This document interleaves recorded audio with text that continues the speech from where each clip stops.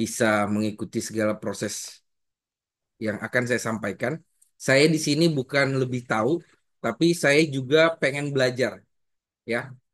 Mungkin dari yang saya sampaikan ini masih banyak yang kurang, dan saya juga akan terus memperbaikinya ke depan karena saya akan tampil 3 kali untuk sebagai syarat nantinya sebagai penyuluh anti korupsi, ya. Dan mudah-mudahan semakin saya punya panggung, punya pengalaman dalam menyampaikan, ini semakin banyak ilmu yang saya dapatkan dan saya sampaikan kepada Bapak Ibu, ya. Dan kita sama-sama belajar, kita sama-sama pengen tahu, ya. Bapak Ibu sekalian, sebelum saya lanjutkan, saya punya pantun sedikit, ya.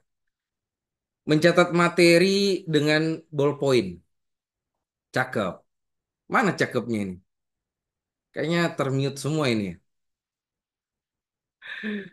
Materi tentang membangun integritas ASN. Sebelum saya tampilkan PowerPoint, mohon Bapak Ibu sediakan kafein. Tahu kafein? Kopi. Ya, ini kalau saya lihat-lihat ini kalau sudah jam-jam sore ini jam-jam paling rawan nih. Mungkin tadi sudah ada yang menutup mata sekejap nih, ya. Kalau Pak Muhammad Rian dia sudah siap dengan kopinya yang panas. Tiup-tiup sedikit, Pak. Ya. Oke, baik Bapak Ibu, saya akan tampilkan PowerPoint saya.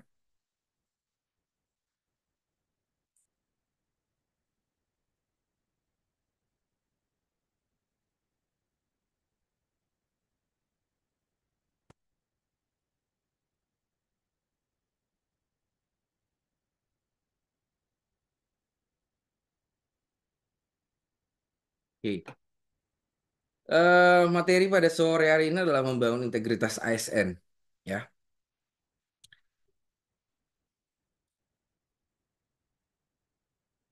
Nah, sebagian dari Bapak Ibu mungkin sudah mengenal saya sebagai narasumber, ya sudah pernah bertemu. Saya perkenalkan secara singkat saja.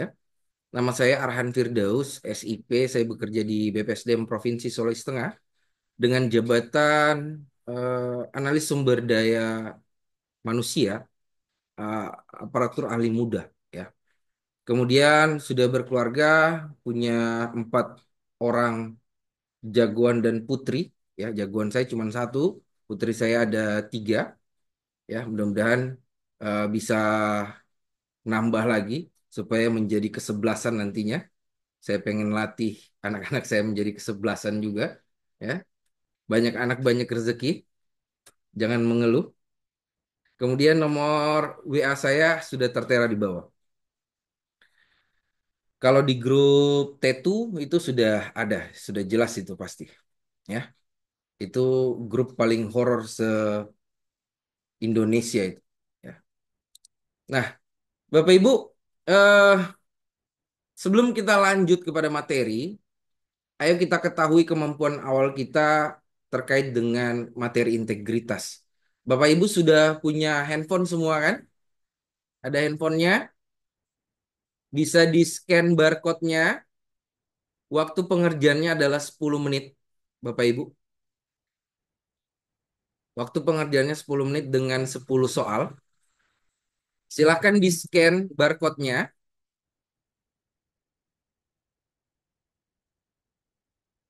Saya kasih waktu 10 menit ya Bapak Ibu, ya.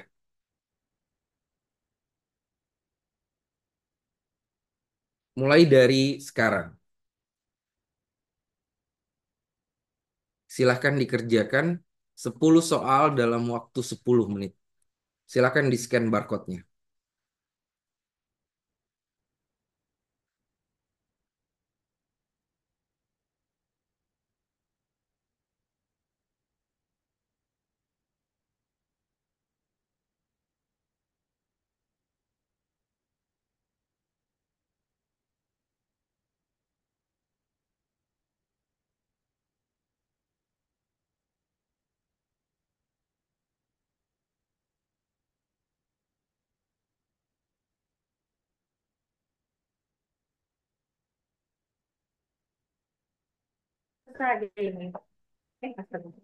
Tidak bisa terbuka, Pak.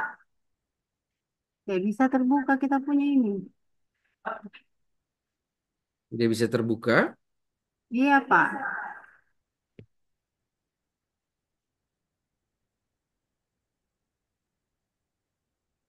Oke, bentar ya. Nah,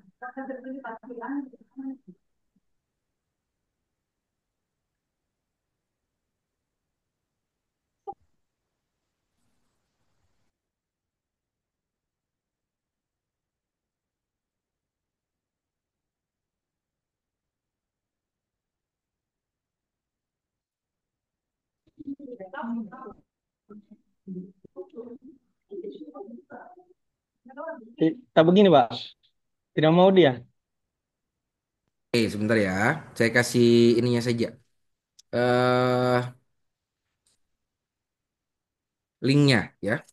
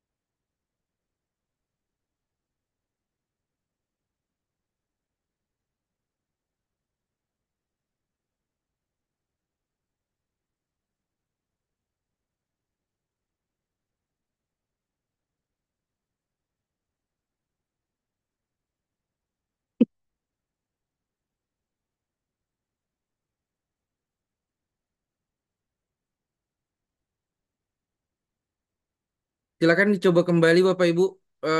Sebentar ya. Silakan langsung diisi saja lewati link ini. Silakan cek kolom chat. Ya, Bapak Ibu silakan dicek kolom cek.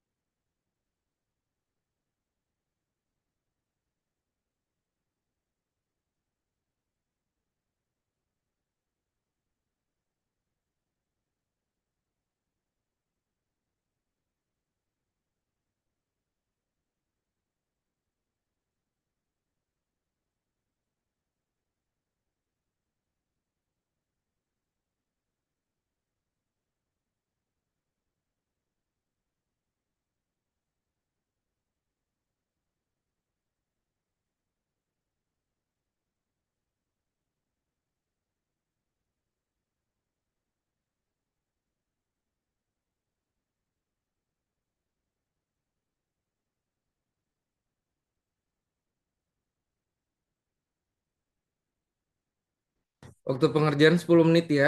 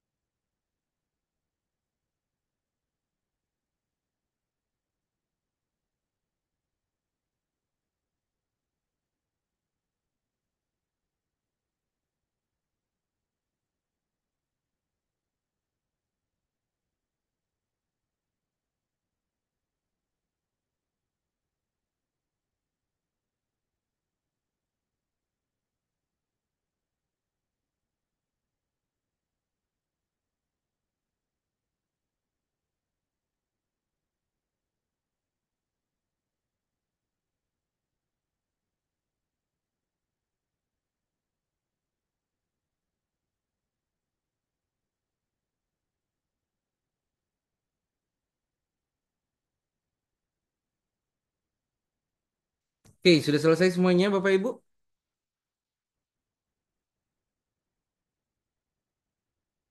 10 nomor dengan 10 menit sudah selesai? Oke, sudah ya. Bapak Ibu bisa lihat kemampuan awal sebelum kita mengenal atau mempelajari materi integritas, membangun integritas ASN. Ya, nanti kita akan lihat semuanya. Apa sih isi materi yang ada di membangun integritas ASN yang akan saya sampaikan ya. Oke, kita lanjut. Ada beberapa pokok pembahasan yang akan kita bahas pada sore hari ini. Mulai dari pengertian integritas, pentingnya integritas ASN saat ini, kemudian pengertian korupsi, bentuk-bentuk korupsi, kemudian membangun budaya integritas.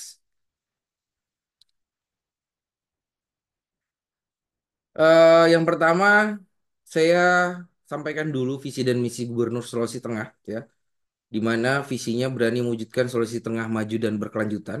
Kemudian misinya mewujudkan masyarakat sehat, cerdas, dan sejahtera melalui pemenuhan kebutuhan dasar dan penyediaan lapangan kerja.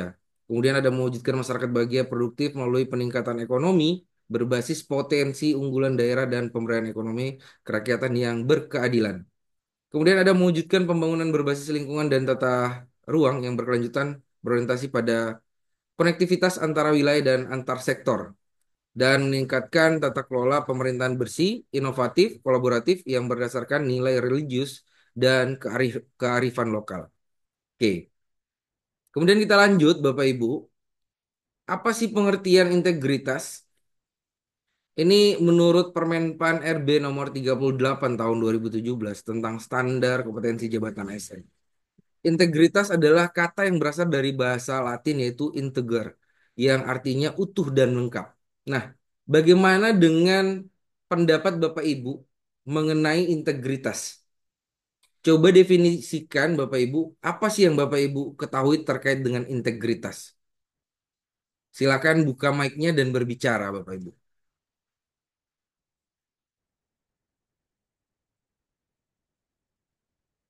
Ada yang ingin menyampaikan? Atau silakan raise hand. Ya, oke, ada yang raise hand. Ibu Intan Silwati, silakan buka mic-nya, Bu.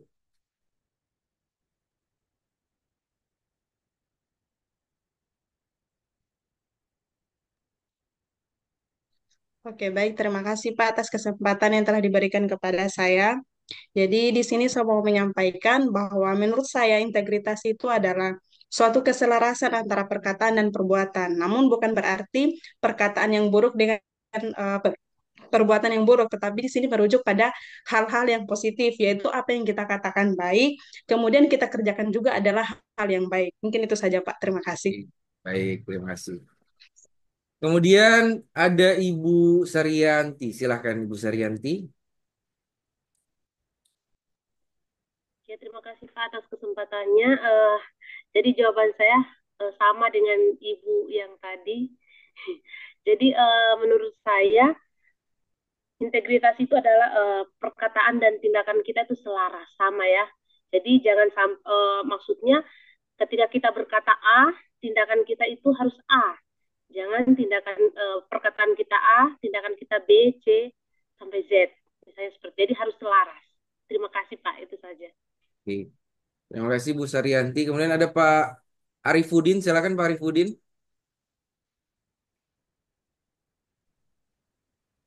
Ya, terima kasih atas kesempatan yang diberikan kepada saya, Pak. Menurut saya, integritas itu adalah sikap dan perilaku yang sesuai. Maksudnya eh, tidak tidak apa? Tidak berdampak kepada orang lain. Maksudnya yang negatif. Sejalan apa dengan hati dan pemikiran kita. Biasanya orang-orang yang berintegritas tinggi ini, Pak, berdampak pada lingkungan sekitar dia bekerja, dijauhi kayaknya berkesan seperti idealisme gitu. Mungkin begitu dari saya, Pak. Terima kasih. Oke, baik. Terima kasih banyak Pak Arifudin. Yang penting bukan Bagop Palang 6. Terima kasih, Pak Hani. Oke, kemudian ada Pak Rustam. Silakan Pak Rustam.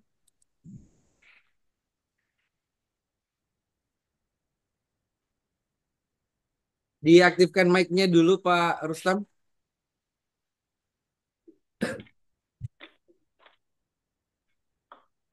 Ya, terima kasih atas waktu yang diberikan kepada saya. Halo. Ya, silakan Pak. Ya, menurut hemat saya, pengertian integritas itu kebetulan saya sebagai guru pendidikan agama Islam. Tentunya kita menerapkan kejujuran atau keistiqomahan dalam konsisten dalam sebuah pekerjaan yang kita lakukan. Jadi hal ini sangat penting dalam diri kita karena kejujuran baik di dalam hati kita dengan perilaku kita, maka itu termasuk daripada integritas dalam kita bekerja. Mungkin itu saja dari saya. Baik, terima kasih banyak. Oke, kemudian cukup ya. eh yang lain tahan dulu. Karena kalau semuanya berbicara, wah ini akan membutuhkan waktu yang sangat lama. Ya, karena kita hanya kurang lebih 2 JP atau jam pembelajaran. Atau kurang lebih 1 jam setengah saja ya. Kita diberi waktu di sini. Oke, kemudian saya coba mendefinisikan atau arti dari kata integritas. Jadi semua yang Bapak Ibu sampaikan tadi itu sudah benar. Jadi integritas dalam pengertian umum itu merujuk pada sifat utuh, ya, jujur dan konsisten dalam tindakan dan perilaku seseorang. Sesuai dengan nilai-nilai yang dianut dalam konteks pekerjaan, integritas adalah sikap bertanggung jawab, jujur dan menjalankan tugas dengan profesional, menjauhkan dari kepentingan pribadi. Ya, artinya perkataan dengan perbuatan itu harus selaras. Perkataan dalam bentuk apa dulu? Perbuatan dalam bentuk apa dulu?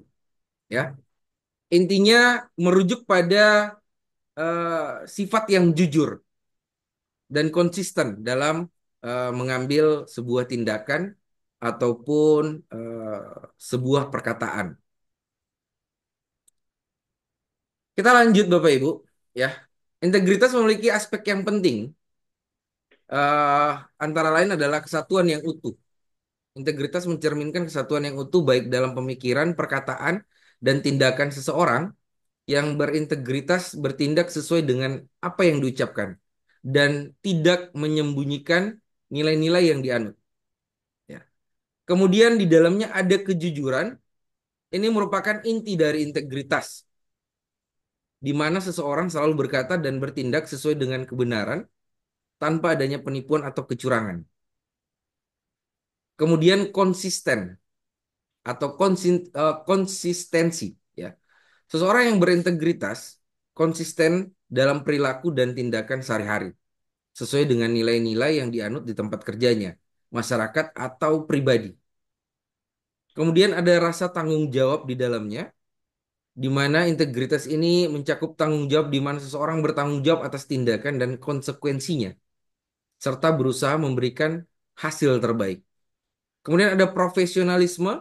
Dalam dunia kerja, integritas mencakup sikap profesional yang diwujudkan dengan menjalankan tugas dengan baik, menjaga rahasia, dan menjauhi kepentingan pribadi. Ini yang paling penting, ya. Kemudian pentingnya integritas bagi seorang ASN atau aparatur sipil negara. Dalam hal ini Bapak-bapak Ibu ini sebagai salah satu ASN, ya. Terbagi menjadi dua, P3K dan PNS. Ini sangat penting untuk menciptakan pemerintahan yang bersih dan efektif. Integritas mencakup sikap jujur, Bapak Ibu, bertanggung jawab dan disiplin dalam menjalankan tugas-tugas negara serta menghindari korupsi, kolusi, dan nepotisme.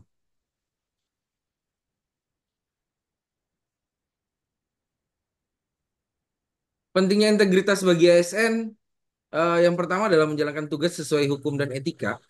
ASN diharapkan mampu bertindak sesuai ketentuan hukum, peraturan, dan etika yang berlaku.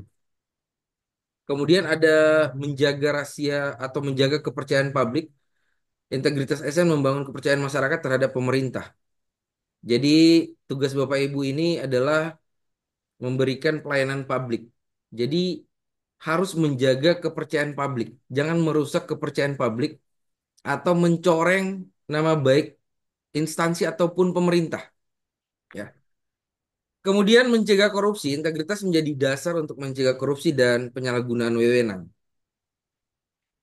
Kemudian meningkatkan kinerja, di mana ASN memiliki motivasi kerja yang lebih baik dan mampu memberikan pelayanan publik yang berkualitas. Kemudian yang terakhir adalah membentuk budaya kerja positif, di mana integritas menciptakan lingkungan kerja yang lebih positif dan produktif. Nilai-nilai integritas yang harus dimiliki oleh setiap ASN, Bapak Ibu. Ini ada 9 nilai, ya, anti korupsi. Yang pertama adalah jujur, mandiri, tanggung jawab, berani, sederhana, peduli, disiplin, adil, dan kerja keras. Ini adalah 9 nilai anti korupsi yang Bapak Ibu harus ketahui dan harus Bapak Ibu tanamkan di dalam diri. Ya. Yang pertama adalah jujur. Ini penting adanya menjaga kejujuran dalam setiap tindakan dan ucapan. Ya. Makanya tadi di awal kata integritas antara perkataan dan tindakan harus selaras. Jangan nanti perkataannya A, tindakannya B. Itu sudah tidak selaras dan tidak jujur. Ya. Kemudian ada tanggung jawab Bapak Ibu menjalankan tugas dengan bertanggung jawab dan tidak menyalahkan orang lain. Ya, yang ikut Zoom Bapak Ibu yang disalahkan orang lain, yang disalahkan listriknya, laptopnya, jaringannya, ya. Padahal kalau sebagai seorang peserta P3K itu sudah harus bertanggung jawab dan sudah mengantisipasi segalanya, tidak menyalahkan siapapun. Wah, ini gara-gara teman saya ini tadi ini. Ini gara-gara PLN ini mati lampu ini. Ini gara-gara jaringan ini, ya. Atau di dalam pekerjaan yang dikerjakan, yang diperintahkan kita yang kerjakan, tapi begitu dikoreksi atau ada kesalahan, malah melimpahkan ke orang lain. Wah, dia ini yang mestinya disuruh kerja, ya. Kemudian disiplin mematuhi peraturan dan ketentuan yang berlaku, ya. Di dalam pekerjaan kita sudah diatur disiplin. Kemudian datang apel jam berapa, pulangnya jam berapa. Malah Pak Gubernur sudah menyampaikan kemarin bahwa pada hari Senin sampai dengan hari Kamis itu tetap apel di jam 7.30 sampai dengan jam 8.00. Ya. Kemudian mandiri, tidak bergantung pada orang lain dan memiliki inisiatif dalam bekerja. Jadi jangan sedikit-sedikit perintahkan orang lain. Jangan sedikit-sedikit perintahkan orang lain. Jangan sedikit-sedikit minta tolong sama orang lain. Kenapa kita tidak berusaha dengan diri kita sendiri? Dan kenapa kita tidak eh, percaya atas kemampuan diri kita sendiri? Ya, kalau tidak tahu, bertanya dan belajar. Itu nanti akan memandirikan Bapak Ibu sekalian. Kemudian ada peduli di mana terhadap kepentingan publik dan masyarakat. Peduli terhadap kepentingan publik dan masyarakat. Harus peduli dengan kepentingan publik, ya, dan masyarakat. Jangan mementingkan diri sendiri. Kemudian berani mengambil keputusan yang tepat dan bertanggung jawab serta berani mengatakan tidak jika ada ajakan yang tidak etis, ya. Jika diajak yang salah sama temannya, sama atasannya, harus berani menolak. Jika ajakan tersebut atau tindakan perbuatan itu salah atau menyimpang, ya. Harus berani mengatakan tidak. Jangan karena dengan ketakutan nanti saya eh, dibuang ke sekolah lain. Nanti saya tidak digunakan lagi dalam pekerjaan lain, tidak dilibatkan. Nanti saya tidak dikasih SPPD sama atasan saya. Nanti saya tidak diajak eh, pergi jalan-jalan sama teman saya. Harus berani menolak ketika ajakan atau perbuatan itu salah atau menyimpang. Ya. Kemudian yang selanjutnya Bapak Ibu, harus sederhana. Bersikap sederhana dalam kehidupan sehari-hari dan tidak melakukan tindakan yang berlebihan. Ya. eh jadi jangan memaksakan diri, harus tampil wah. Ya. Nanti akan menyulitkan Bapak Ibu dan akan membuat ketergantungan dan akan membuat Bapak Ibu lebih cenderung memikirkan hal lain yang dapat merugikan diri sendiri. Nanti mengarahnya ke korupsi, ya. Kemudian adil, berani bersikap adil dalam setiap keputusan dan tindakan, ya. Jangan memberatkan sebelah pihak saja atau menguntungkan sebelah pihak, tapi bersikaplah adil, ya. Entah itu dengan teman, entah itu dengan atasan kita nantinya atau bawahan kita nantinya. Kemudian kerja keras, menjalankan tugas dengan kerja keras dan tidak mudah menyerah. Jangan sedikit-sedikit mudah menyerah. Baru juga ngetik satu paragraf, eh, katanya matanya sudah berkunang-kunang, perutnya sudah keroncongan kelaparan. Baru juga diperintahkan satu tugas, sudah ngeluhnya minta ampun. Ya, harus kerja keras karena Bapak Ibu sudah mendapatkan gaji, tunjangan, dan lain sebagainya. Ya, kemudian kita lanjut Bapak Ibu. Ada nilai-nilai dasar ASN Bapak Ibu. Kemarin belajar agenda 2 di pembelajaran mandiri ya. Kayaknya tidak belajar. Ini semua gara-gara Tetu. Tapi setidaknya Bapak Ibu harus paham terkait dengan nilai-nilai berakhlak. Ada berapa nilai berakhlak Bapak Ibu? 7. 7. Ada 7 nilai dasar ASN atau nilai berakhlak. Orientasi pelayanan, akuntabel, kompeten, harmonis, loyal, adaptif, dan kolaboratif. Masing-masing di dalamnya ada panduan kerjanya, ya. Kemudian ada maknanya dari masing-masing nilai-nilainya. Jadi itu yang harus Bapak Ibu tanamkan pada diri Bapak Ibu masing-masing. Kemudian Bapak Ibu meningkatkan integritas ASN, ya. Ini bisa melalui pendidikan dan pelatihan terkait nilai-nilai integritas kepada ASN. Salah satunya Bapak Ibu bisa dapatkan di P3K orientasi ini dengan ditambahkan materi integritas, membangun integritas ASN, ya. Ini bisa Bapak Ibu dapatkan juga di pelatihan-pelatihan lain atau mari bergabung bersama kami nantinya di eh, BPSDM. Tadi sudah disampaikan oleh Pak Rahmat. Ini langsung dari KPK juga, ya. Nanti kita akan buat TUK, tempat uji kompetensi secara mandiri. Ini satu-satunya di Indonesia yang hanya ada di Sulawesi Tengah. Ini yang sedang kami perjuangkan di BPSDM bersama tim agar kami bisa dapatkan tempat uji kompetensi, ya, di untuk penyuluh anti korupsi. Kemudian ini bekerja sama dengan KPK Bapak Ibu, ya. Mudah-mudahan ini bulan ini kita sudah mendapatkan SK-nya dari KPK, ya. Mari bergabung, nantinya akan banyak pelatihan-pelatihan yang akan dibuka di BPSDM terkait dengan korupsi atau penanggulangan korupsi, ya. Kemudian yang selanjutnya adalah contoh dari pimpinan. Pimpinan harus menjadi contoh yang baik dalam menerapkan nilai-nilai integritas. Kalau pimpinan di kantornya sudah menerapkan nilai-nilai integritas, tolong dicontoh, ya. Tapi kalau pimpinannya belum menerapkan nilai-nilai integritasnya, tolong jangan menjadi contoh, ya. Jadikan diri kita dulu contoh untuk orang lain, ya. Kemudian Bapak Ibu, selanjutnya pengawasan dan evaluasi, melakukan pengawasan dan evaluasi rutin terhadap kinerja ASN. Ini sebenarnya sudah dilakukan, tapi perlu lagi ditingkatkan, ya.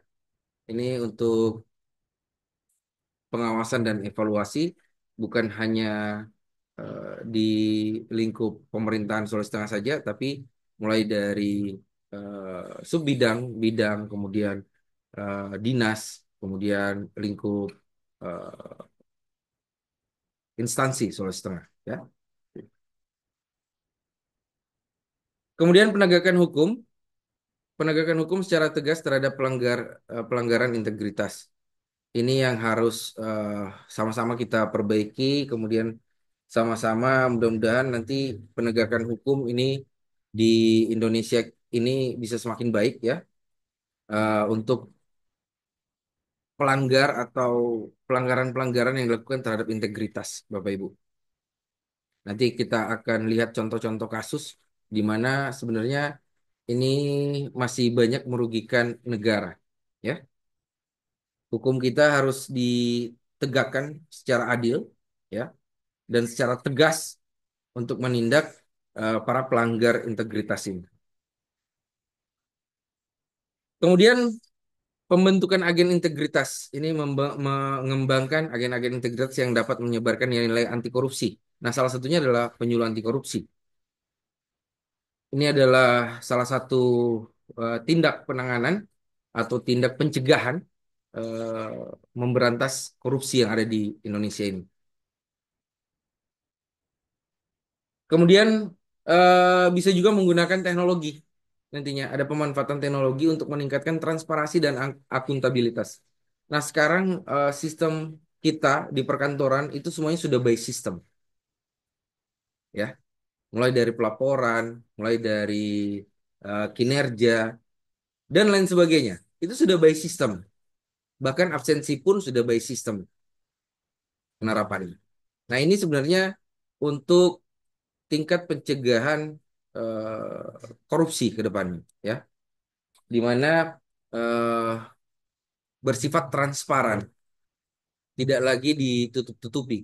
Jadi semuanya bisa melihat dan eh, tidak ada kesan menutupi. Kemudian, Bapak Ibu, saya lanjut dengan pengertian korupsi. Ya, korupsi secara umum adalah tindakan tidak jujur yang memanfaatkan jabatan atau kuasa untuk mendapatkan keuntungan bagi diri sendiri atau orang lain. Kata korupsi ini berasal dari bahasa Latin corruptio atau corruptus yang berasal atau yang berarti busuk, ya, rusak atau menyogok. Secara singkat, korupsi adalah penyalahgunaan wewenang untuk kepentingan pribadi atau kelompok yang melanggar hukum dan norma moral. Ya, ini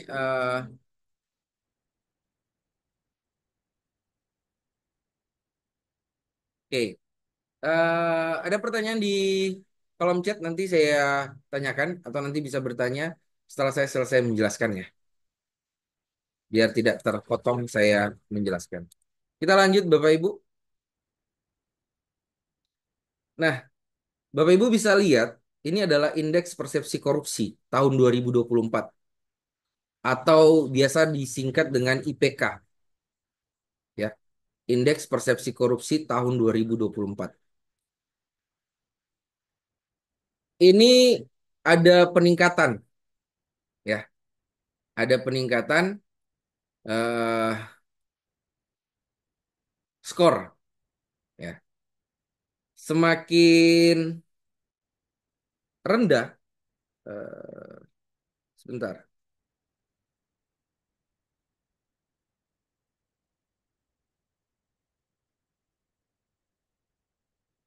Oke. Semakin rendah skornya maka semakin tinggi tingkat korupsi, ya. Malah sebaliknya, semakin tinggi skor, ini akan semakin rendah atau tidak terjadi korupsi di negaranya, ya. Ini Indonesia skornya 37 dari 100 dengan peringkat ranking 99 dari 180 negara paling korup di dunia, ya. Kita masih dalam top 99, top 100, ya. Itu masih sangat jauh. Kalau di 10 besar kan kita peringkat ke-9 dari 10 besar, ya. Kemudian referensi atau role model negara anti korupsi ini adalah negara tetangga kita sendiri, negara Singapura. Ini peringkat kelima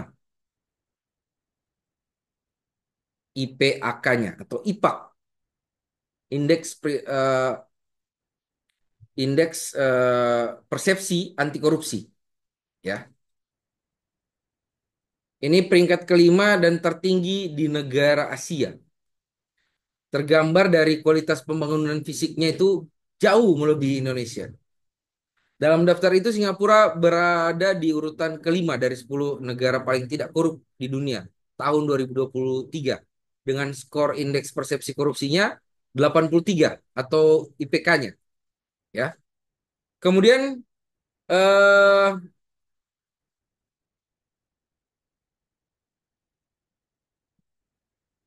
di sini ada pelatih absolut kinetik, ya, yang melatih peserta kursus pengelasan. Dia juga membantu penguji pengelasan latihan lulusnya. Nah, ini artikel yang dari eh, detik.com, ya. Ini untuk memberantas korupsi sektor swasta.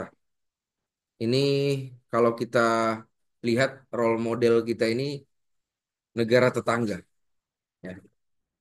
negara tetangga lebih maju dan lebih tidak korupsi dibanding negara kita sendiri. Oke, kemudian ada beberapa teori penyebab korupsi dan faktor-faktor penyebab korupsi, Bapak Ibu. Yang pertama itu adalah faktor pressure atau tekanan dapat memicu seseorang untuk melakukan tindak pidana korupsi. Tekanan ini bisa datang dari dalam atau internal, atau bisa datang dari luar atau eksternal disebutnya. Kemudian ada faktor opportunity atau kesempatan, ya. Faktor rasionalisasi atau pembenaran yang seringkali menjadi alasan para koruptor dalam melakukan aksi-aksi mereka, ya. Kemudian ada teori fraud triangle, kemudian ada teori CDMA, ini oleh Robert Klittegard. Kemudian pemikiran Robert ini korupsi, monopoli, diskresi, dan akuntabilitas. Ya. Korupsi terjadi karena adanya faktor kekuasaan dan monopoli yang tidak dibarengi dengan akuntabilitas. Ada beberapa bentuk-bentuk korupsi, Bapak Ibu. Ya, bentuk-bentuk korupsi ini ada 7. Ini menurut delik tindak pidana korupsi dan pengelompokannya. Ya, menurut delik tindak pidana korupsi diatur di dalam Undang-Undang Nomor 31 tahun 99, Junto Undang-Undang Nomor 20 tahun 2021, tahun 2001 tentang pemberantasan tindak pidana korupsi atau yang biasa disebut Undang-Undang Tipikor. Terdapat 30 delik tindak pidana korupsi yang dirangkum dalam 7 pengelompokan. Yaitu yang pertama adalah kerugian keuangan negara secara melawan hukum melakukan perbuatan memperkaya diri sendiri atau orang lain, ya, atau korporasi.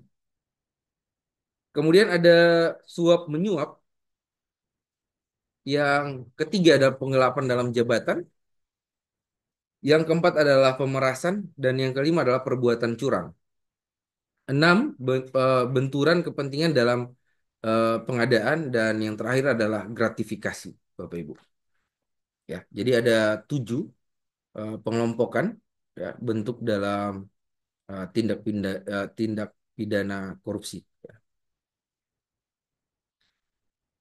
Kemudian gratifikasi ini adalah pemberian yang diterima oleh seseorang atau lembaga, baik berupa uang, barang, atau fasilitas lainnya. Gratifikasi bisa diberikan dalam bentuk seperti komisi, potongan harga, tiket perjalanan, atau pengobatan gratis. Jadi tidak harus uang, ya, tidak harus barang, ya. Tapi gratifikasi ini bisa merupakan potongan harga, diskon, ya. Ini juga bisa diberikan kepada pegawai negeri atau penyelenggara negara atau PN singkatannya. Gratifikasi yang diterima oleh penyelenggara negara ini berhubungan dengan jabatannya dan bertentangan dengan kewajiban dan tugasnya. Dianggap sebagai pemberian suap, ya. Kemudian gratifikasi bisa dilaporkan kepada Komisi Pemberantasan Tindak Pidana Korupsi atau KPK. Laporan gratifikasi harus disampaikan dalam 30 hari setelah menerima gratifikasi. Kemudian gratifikasi bisa dibedakan menjadi gratifikasi yang wajib dilaporkan dan gratifikasi yang tidak wajib dilaporkan. Ya, eh, gratifikasi yang wajib dilaporkan, ya, itu ketika Bapak Ibu melihat, ya, melihat misal ada rekan kerjanya itu memberikan barang kepada atasan, ya, untuk kepentingan dirinya sendiri, ya, itu bisa dilaporkan, ya. Kemudian mungkin ada yang datang memberikan uang, barang, ya, atau voucher diskon demi kepentingan pribadinya, ya, itu bisa dilaporkan. Dan yang tidak wajib dilaporkan ketika eh, itu pemberian dari suami atau istri, ya, itu tidak eh, dilaporkan. Ini contoh gratifikasi yang dibolehkan. Pemberian dari keluarga seperti orang tua, saudara, dan kerabat lainnya pemberian hadiah tanda kasih dalam acara pernikahan, kelahiran dan acara adat lainnya, ya. Pemberian terkait musibah atau bencana yang dialami oleh penerima itu tidak dilaporkan. Pemberian dari sesama pegawai dalam rangka pisah sambut atau pensiun dan perayaan lainnya. Pemberian wujud ekspresi keramat tamahan dan penghormatan, ya. Pemberian yang merupakan bagian dari adat istiadat, kebiasaan dan norma yang hidup di masyarakat. Jadi kalau itu sudah merupakan suatu kebiasaan, itu tidak masalah. Pemberian yang diperoleh dari seminar, workshop, konferensi, pelatihan atau kegiatan lainnya atau sejenis, ya. Kemudian gratifikasi yang diterima pegawai negeri atau penyelenggara negara yang berhubungan dengan jabatan dan berlawanan dengan kewajiban dianggap sebagai pemberian suap. Perbedaan gratifikasi, pemerasan dan suap, Bapak Ibu, ini perlu kita ketahui bersama. Perilaku pemerasan dan suap secara sederhana dapat dilihat dari sisi pelaku.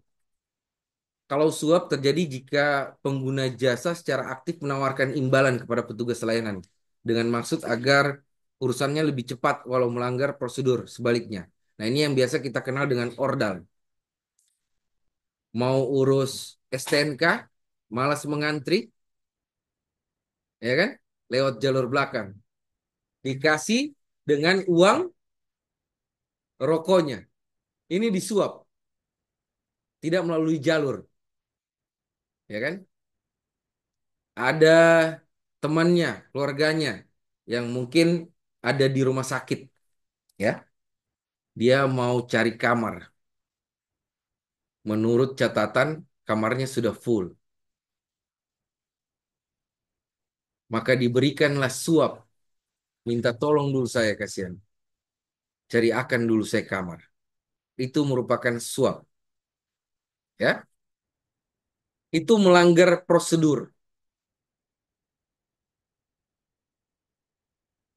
Kemudian pemerasan. Pemerasan terjadi jika petugas layanan yang secara aktif memaksa atau meminta imbalan kepada pengguna jasa untuk jika ingin tetap dilayani atau jika ingin mempercepat layanannya walau melanggar prosedur.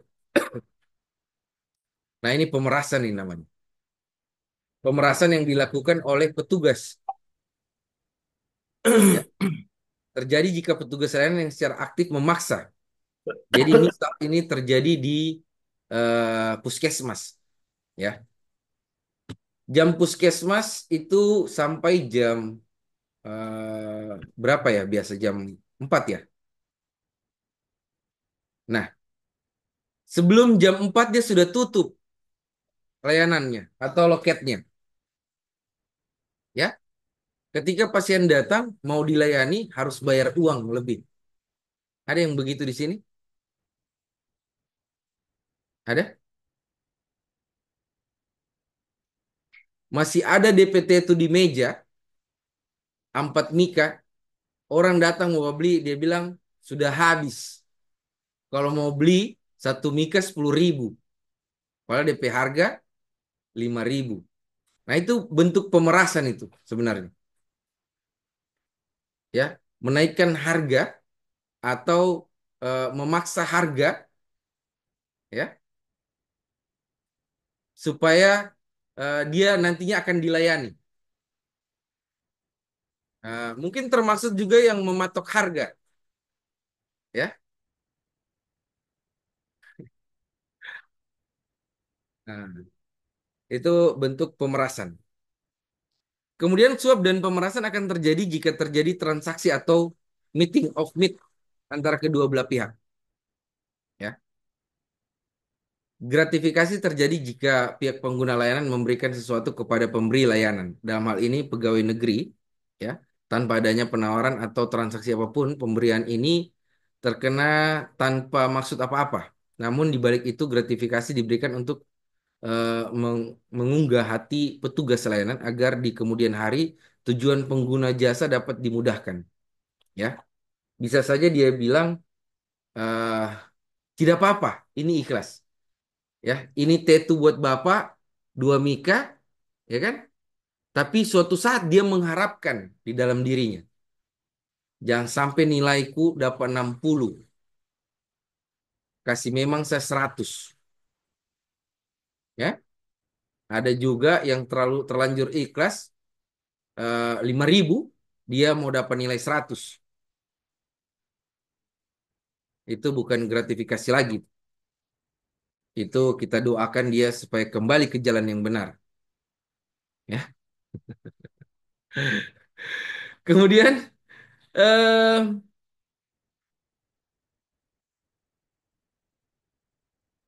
saya kasih contoh di bawah ini ya.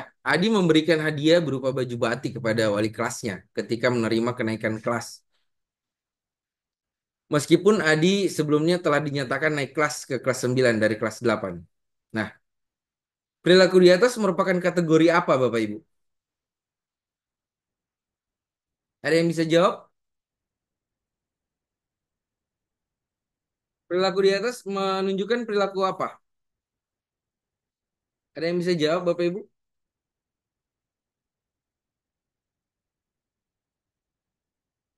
Silakan Pak Mice. Ini dalam perilaku apa ini? Gratifikasi. Itu sudah dituliskan di kolom chat tuh banyak ya. Ini adalah bentuk gratifikasi ya, pemberian hadiah, ah, baju batik ya. Kemudian kita lanjut lagi Bapak Ibu ya. Kita sampai jam 8 malam ini.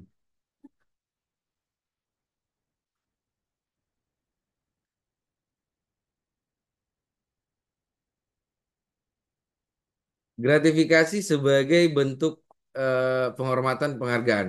Kalau bentuk penghormatan dan penghargaan itu yang namanya gratifikasi itu tidak ada bentuk penghormatan. Yang namanya gratifikasi itu melanggar. Ya. Saya waktu tahun 2024 itu berkunjung ke KPK langsung ya di Jakarta. Itu mulai dari jam harga yang murah dipajang sampai dengan harga mobil dibuka lelang 1 M lebih. Sampai dengan ada tas Hermes kulit burung sama Louis Vuitton harganya 260 sekian juta. Harga buka lelang itu. Jadi yang namanya pemberian ya barang itu masuk dalam gratifikasi. Ballpoint, bayangkan. Itu ada dalam lemari pajangan KPK. Saya nggak nyangka itu ada, akan ada.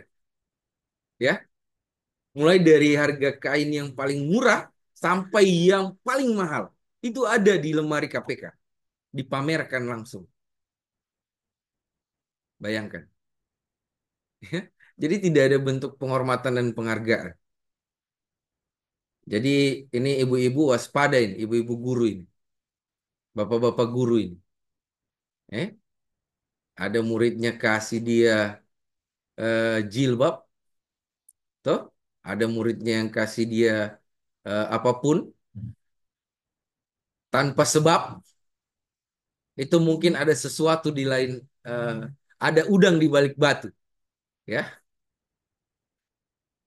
Apalagi ngasihnya di sekolah, di ruang guru, wah hati-hati itu, ya, hati-hati. Yang kaget nanti so pakai rompi, huh? Aduh, ngeri itu, ngeri. Oke, kita lanjut dulu ya. Nah, bahaya dan dampak korupsi dalam berbagai sektor, ya.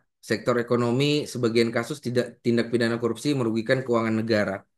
Uang yang dikorupsi berasal dari APBN atau APBD, sehingga struktur neraca keuangan negara terganggu. Dan untuk menutupi defisit keuangan, maka pemerintah terpaksa berhutang. Nah, hutang inilah yang akan ditanggung hingga anak cucu keturunan kita kelak. Masyarakat secara tidak langsung juga ikut menanggung hutang tersebut. Ya, Jadi satu orang korupsi merugikan keuangan negara, maka pajak dinaikkan, harga, utang ke negara lain, ya. Maka diharapkan dengan pencegahan memberantas korupsi ini itu tidak ada lagi yang seperti itu, ya. Saya pernah eh, nonton sebuah video, ya. Dia berada di Jepang, dia diberikan bantuan.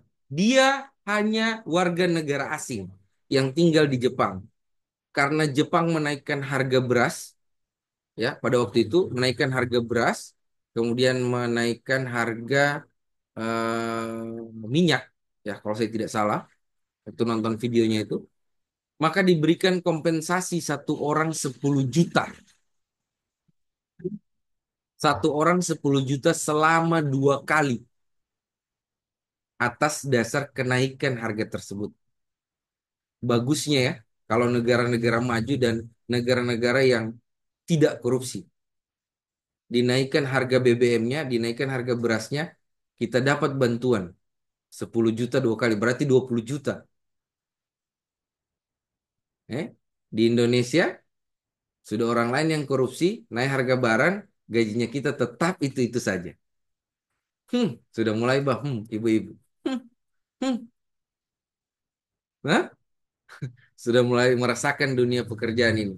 Tapi ingat bahwa kita seorang ASN yang berintegritas, bahwa seberapapun gaji kita, kita tetap harus ikhlas. Ya. Jadi eh, saya juga barusan dapat kemarin nonton video. Jadi saya cerita sedikit ya Bapak Ibu, agak agak keluar sedikit. eh di dunia ini menurut agama Islam atau Muslim ada dua, hanya ada manusia kaya. Lawan kata kaya itu apa Bapak Ibu? Ada yang tahu? Tinggi, pendek, ya. Ada tinggi, ada pendek, ya kan? Betul kan? Ada hitam, ada putih, betul kan? Ada kaya, ada apa? Ada yang tahu? Ada kaya, ada. Coba ketikan. Cukup. Ada kaya, ada miskin, miskin. Oke. Yang klik cukup ini ada malas, ada susah. Oke. Oke, oke. Jadi hanya Pak Aco yang benar karena dia sudah lihat reel saya yang saya bagikan. Jadi ada kaya, ada cukup. Tidak ada orang miskin atau manusia miskin. Orang miskin yang sesungguhnya itu adalah orang yang tidak pernah merasa cukup, ya. Jadi kita sudah diberikan nafas, sudah diberikan pakaian, sudah diberikan rumah tinggal, sudah diberikan pekerjaan, ya, masih merasa miskin. Itu artinya dia tidak pernah mensyukuri arti kata cukup yang diberikan. Oke? Oke. Itu bagus loh, ya. Itu bagus sekali. Saya nonton videonya. Kemudian kembali lagi Bapak Ibu, korupsi berdampak besar terhadap sosial dan kemiskinan di Indonesia. Ini terlihat dari mahalnya harga kebutuhan pokok, jasa, pelayanan publik akibat beban tinggi ekonomi, mengentaskan kemiskinan yang lambat karena koordinasi dan lembaga yang lemah, serta akses terbatas bagi masyarakat miskin untuk pendidikan, kesehatan, pekerjaan yang layak, dan informasi. Ya. Kemudian pada dasarnya ada 7 bidang atau sektor yang terdampak akibat korupsi, yaitu bidang ekonomi, sosial, kemudian kemiskinan, birokrasi, pemerintahan politik, dan demokrasi, kerusakan lingkungan, pertahanan, keamanan, dan penegakan hukum. Ya, ada 3 provinsi teratas. Ini penyalahgunaan dana BOS, ya. Ini untuk sektor pendidikan.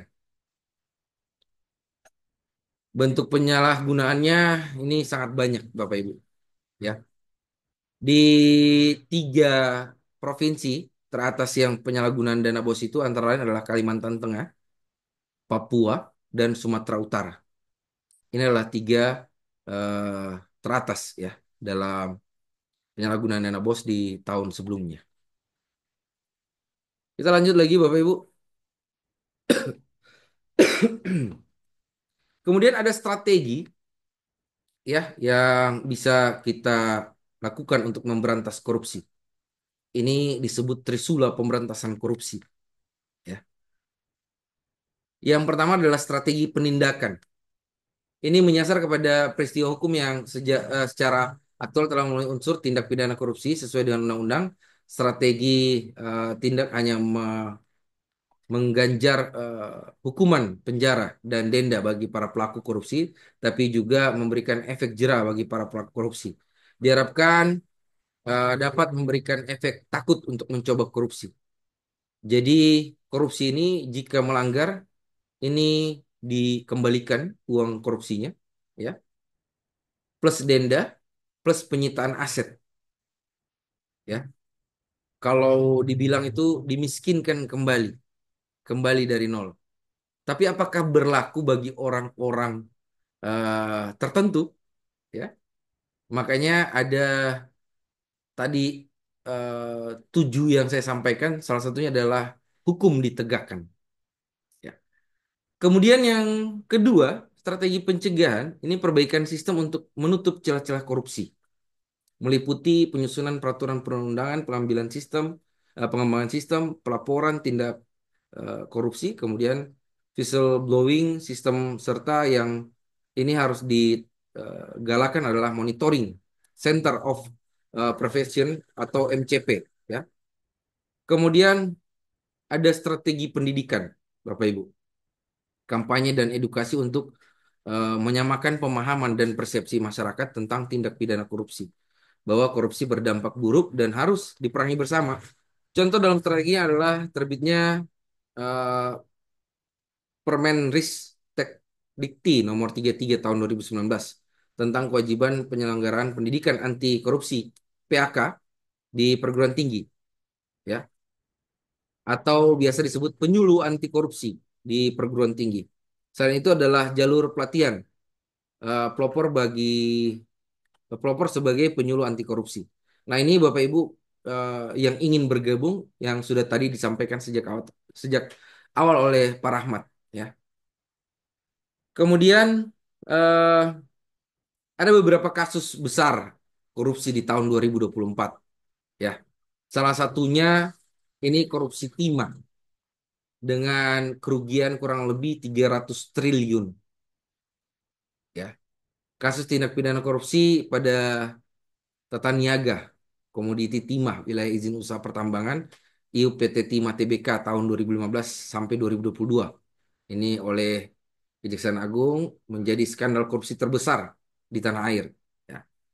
Kemudian ada kasus eh, di mana Kejagung menetapkan mantan Menteri Perdagangan tahun 2015 sampai 2016, Thomas Trikasi Lembong, ya, atau disingkat TTL atau akrab disapa Tom Lembong, ya.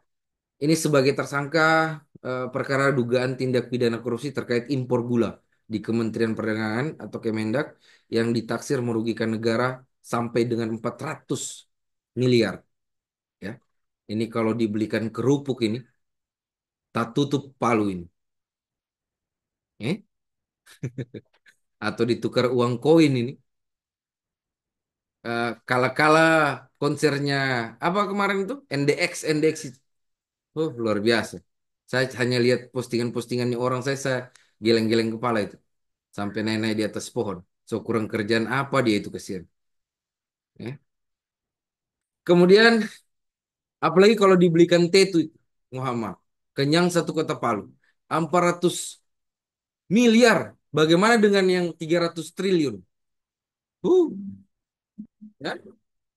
Balia uang 1 M saja jarang-jarang. Gitu? Atau hampir tidak pernah sama sekali mulia itu barang. Apalagi bunyi T triliun. Muhammad. Kalau dibelikan T itu, kenyang.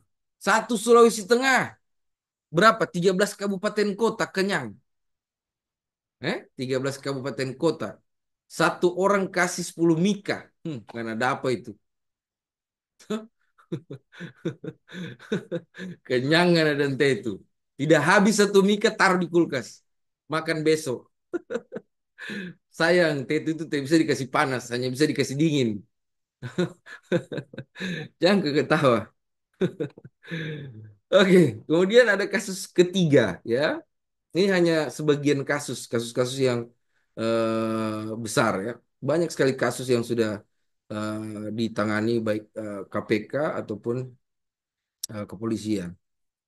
Belum sepekan Prabowo Subianto dilantik jadi presiden, penyidik Jampitsus Kejagung menyita uang lebih dari 920 miliar dan emas antam 51 kilogram untuk menangkap Zafar Richard atau nama singkatannya ZR, mantan pejabat tinggi Mahkamah Agung MA yang diduga menjadi perantara atau maklar kasasi kasus Ronald Tanur, ya.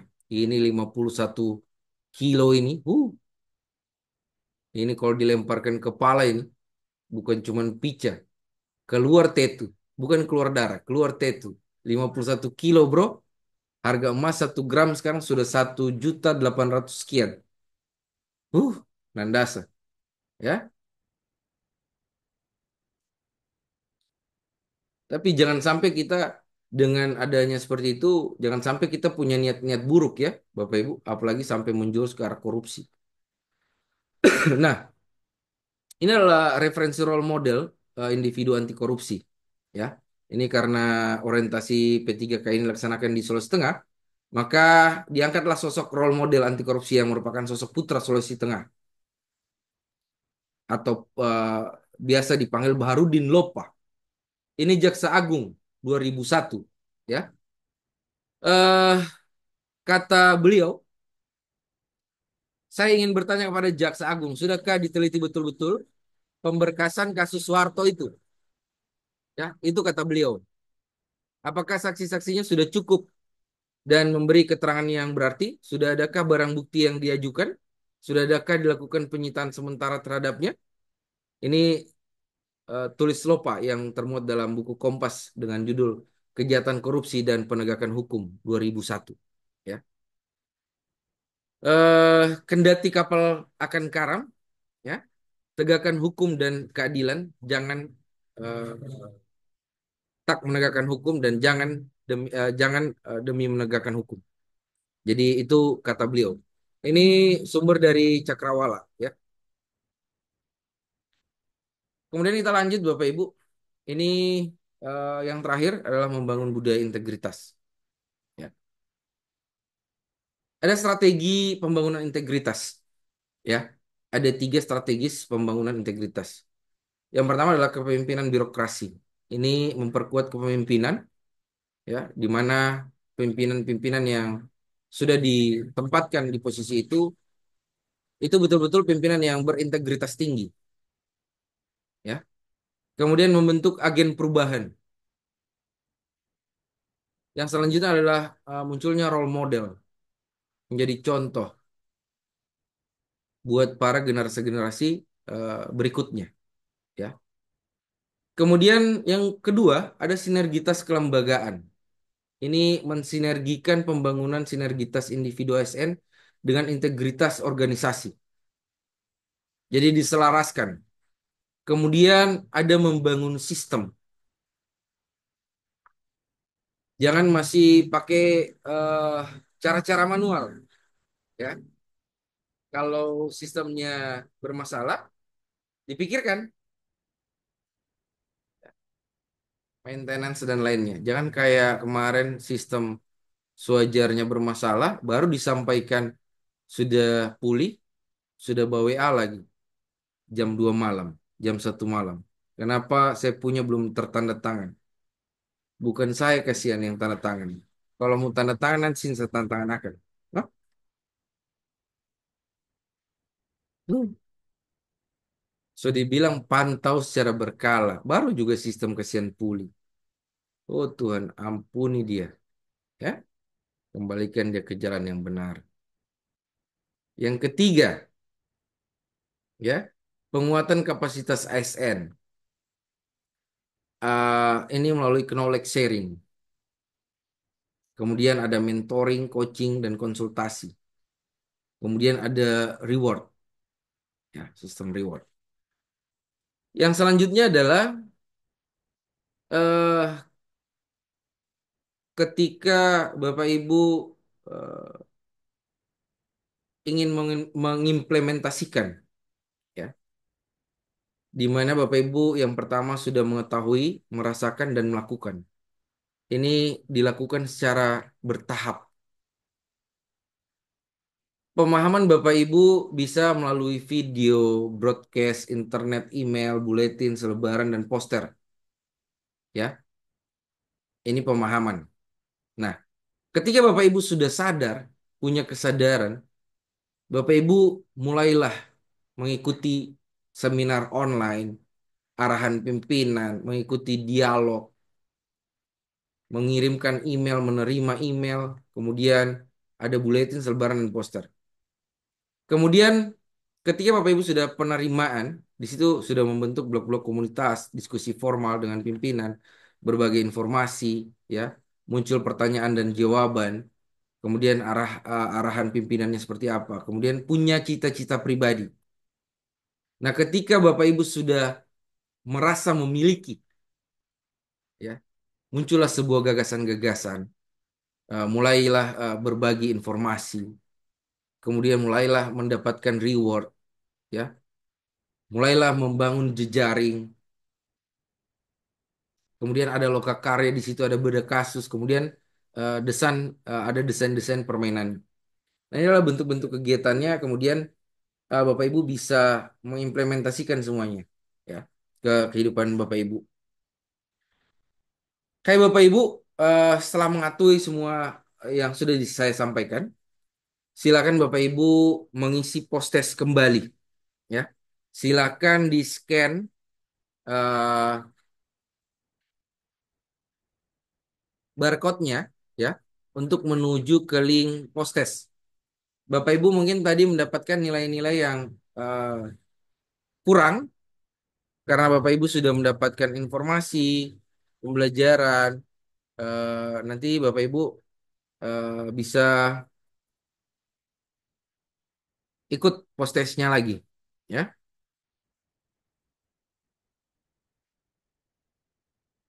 Username yang disarankan username bisa nama Bapak Ibu. Kayak saya kan mungkin bisa ya Arhan spasi Firdaus. Ada SIP-nya dengan gelar. Nah, mungkin username yang paling mudah adalah saya sambung dengan huruf kecil Arhan Firdaus atau Arhan F saja. Share link kita pakai HP, soalnya pakai Zoom pakai HP, Pak. Wah, ini saya lagi eh, tampilkan di sini. Sebentar ya, mungkin teman-teman sudah scan semuanya barcode-nya, Bapak Ibu, biar saya juga bisa bagikan ke teman-teman lain untuk linknya. Sebentar ya, saya hentikan dulu. Kemudian nanti saya.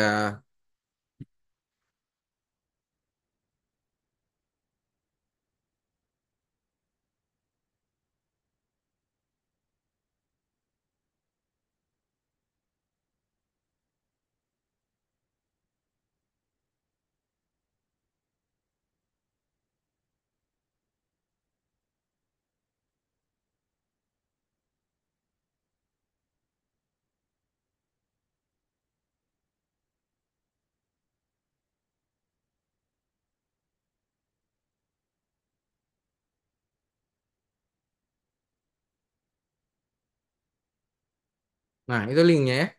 Silakan di klik linknya.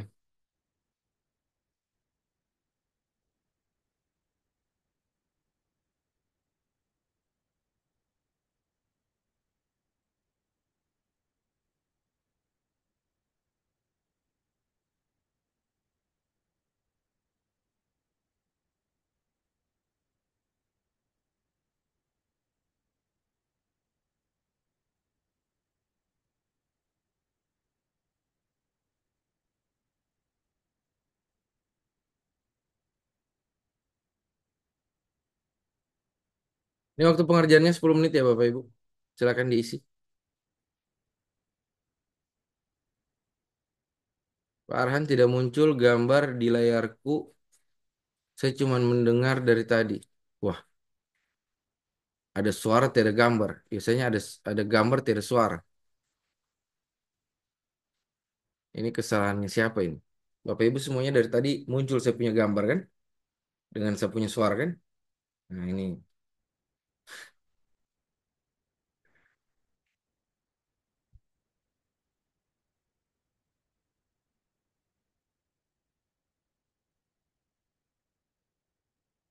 Mana linknya masih pretest? Jadi link pre dengan post test itu sama Bapak Ibu. Tapi beda, dasar linknya itu beda. Ya, soalnya sama. Pre dan post test ya itu sama.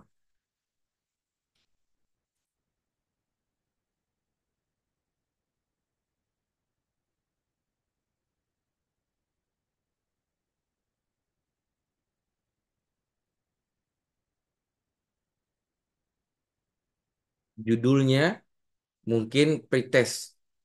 Coba refresh kembali. Itu nanti akan berubah menjadi post test.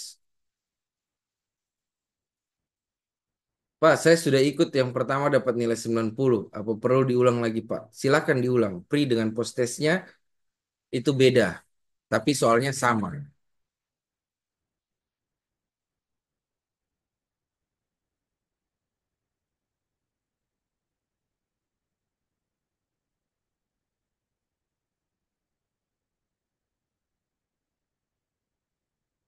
Sudah selesai, Bapak Ibu?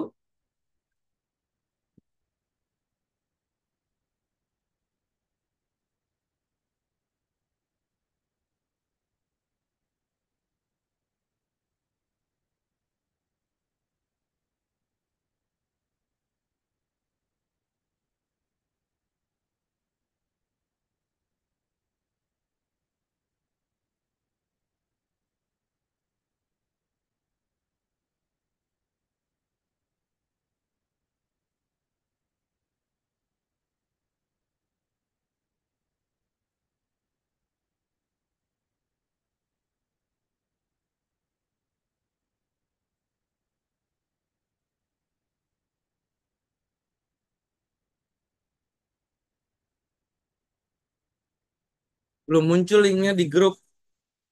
Saya kirimnya di chat Zoom ya, Bapak Ibu ya. Alhamdulillah sudah 100. Oke.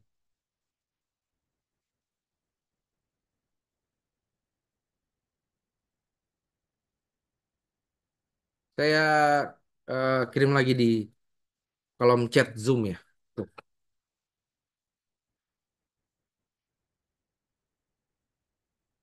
Sudah? Jika sudah Bapak Ibu yang sudah mengisi link evaluasi post test, silakan Bapak Ibu satu lagi, scan lagi, satu lagi, ya Bapak Ibu, untuk evaluasi eh, narasumber. Silakan di eh, scan barcode-nya untuk mengisi form evaluasi.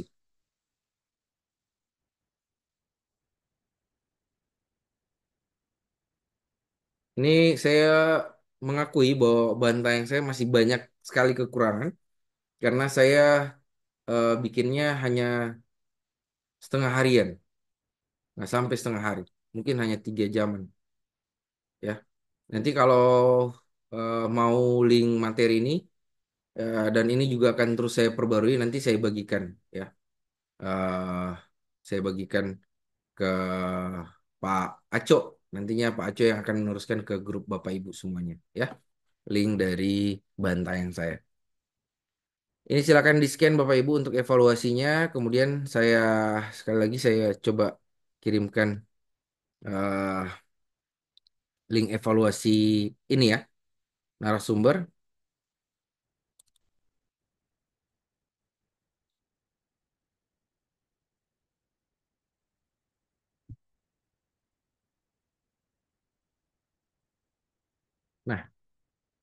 Error kok error.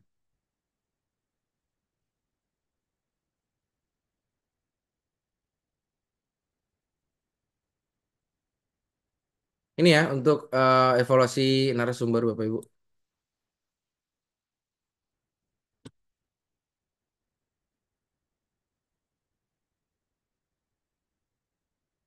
Silakan diklik untuk evaluasi narasumber.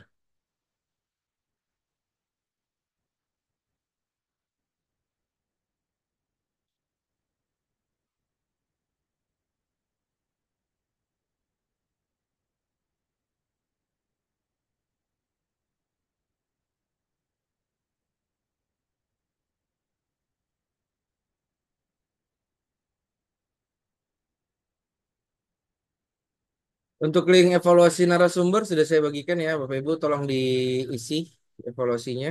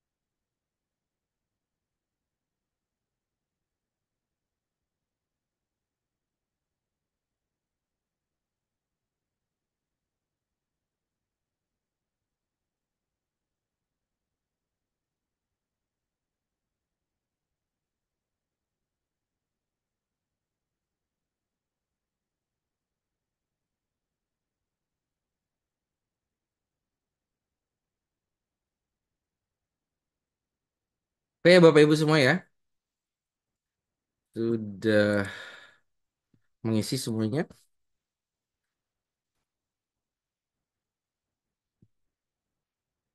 Boleh share link kembali. Nah, link apa ini Bu yang mau di-share? Untuk link,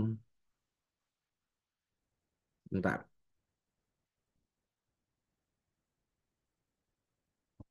Ini untuk link penilaian evaluasi narasumber, silakan diisi.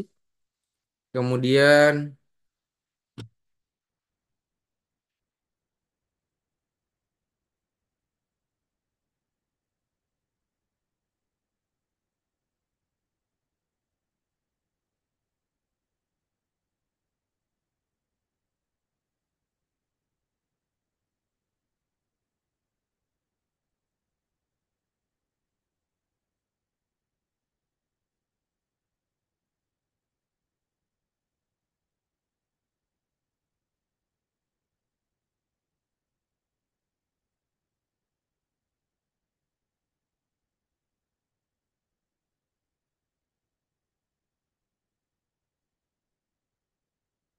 oke baik ya Bapak Ibu.